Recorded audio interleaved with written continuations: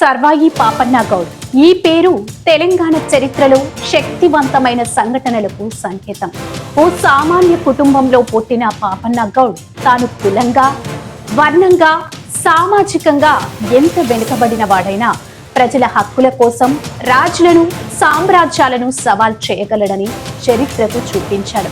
సుమారు 1650 ప్రాంతంలో ప్రస్తుత తెలంగాణ రాష్ట్రంలోని జనగాం జిల్లా కిలాషాపూర్ గ్రామంలో పాపన్న గౌడ్ జన్మించాడు.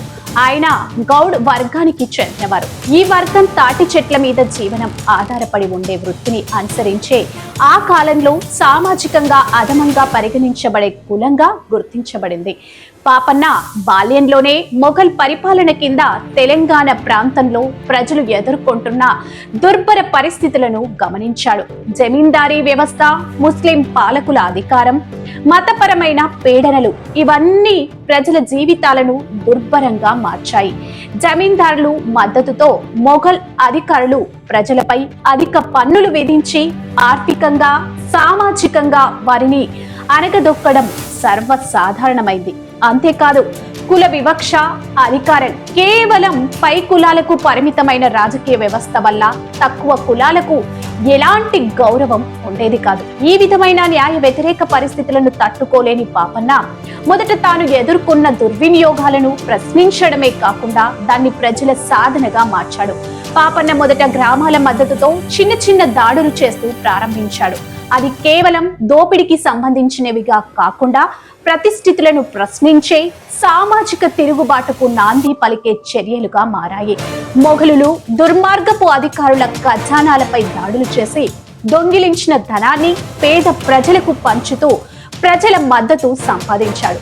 ఈ విధంగా పాపన్న ప్రజల్లో ఒక దౌత్యవంతుడైన రాబిన్ హుడ్ వంటి స్థానాన్ని సంపాదించాడు. తన స్వగ్రామమైన కిలాషాపూర్ను పాపన్న తన రాజ్యాధికార కేంద్రంగా మార్చుకున్నాడు. అక్కడ ఓ శక్తివంతమైన కోటను నిర్మించాడు. ఈ కోట రాకపోకలకు అనువుగా 4 ద్వారాలున్న గట్టి కోట.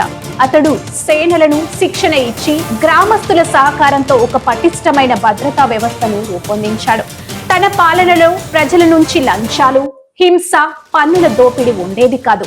ఆయన ధర్మ రాజ్యాన్ని స్థాపించాలనే లక్ష్యంతో పేదల కోసం నీటి చెరువులు, వృత్తుల అభివృద్ధి, ప్రజలకు భూముల పంపిణీ, అన్నదాన కార్యక్రమాలు, ఆరోగ్యం, న్యాయం వంటి అంశాలకు ప్రాధాన్యత ఇచ్చాడు.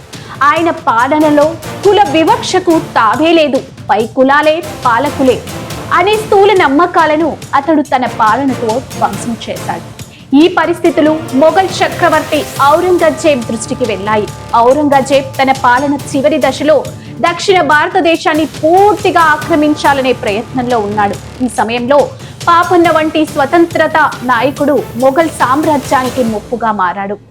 ఔరంగజేబ్ మల్తూస్ ఖాన్, రెహమత్ ఖాన్, దిల్ ఖాన్ వంటి సేనాధిపతులను దక్షిణ భారతదేశానికి పంపి పాపన్నపై దాడులు చేయించాడు. పాపన్న తన గెరిల్లా యుద్ధ నైపుణ్యం, ప్రజల మద్దతుతో ఈ దాడులన్నిటినీ సమర్థవంతంగా ఎదుర్కొన్నాడు. కానీ పాపన్నని ఎదుర్కొనలేకపోయిన మొఘలులు చివరికి ప్రాంతీయపై కులాల, బ్రాహ్మణ వర్గాల మద్దతుతో కుట్రపన్నారు. పాపన్న పాలనని ఆ వర్గాలు అసహ్యించుకున్నాయి. ఎందుకంటే ఒక క్రింది కులానికి చెందిన వ్యక్తి ప్రజల పాలకుడిగా మారడం వారికి ఓ అవమానంగా కనిపించింది. కొన్ని మతలపరమైన నమ్మకాల పేరుతో పాపన్నపై తప్పుడు ఆరోపణలు చేస్తూ ప్రజల మధ్య చిచ్చు పెట్టారు. చివరికి 1709లో పాపన్న కిలిషాపూర్ కోటపై పెద్ద దాడి జరిగినప్పుడు ఆయన పట్టుబడ్డాడు. పాపన్నను బంధించి ఢిల్లీకి తీసుకెళ్లి అక్కడ 1710లో ఉరిశిక్ష అమలు చేశారు. ఈ సంఘటనతో పాపన్న జీవితం ముగిసిన ఆయన ఆశయాలు చనిపోలేదు. ఆయన పోరాట గాథలు తెలంగాణలో జానపద గీతాల రూపంలో, వీరగాథల రూపంలో, గద్దర్ గేయాల రూపంలో ఇప్పటికీ ప్రతిధ్వనిస్తున్నాయి. ప్రజల హక్కుల కోసం ఓ సామాన్యుడి సామ్రాజ్యాన్ని ఎలా సవాల్ చేశాడో పాపన్న చరిత్ర దానికి నిలువెత్తు ఉదాహరణ. ఆయనను తెలంగాణ రాబిన్ హుడ్, ప్రజల రాజు, దళిత బహుజన పోరాట యోధుడుగా వారిని అభివర్ణిస్తారు.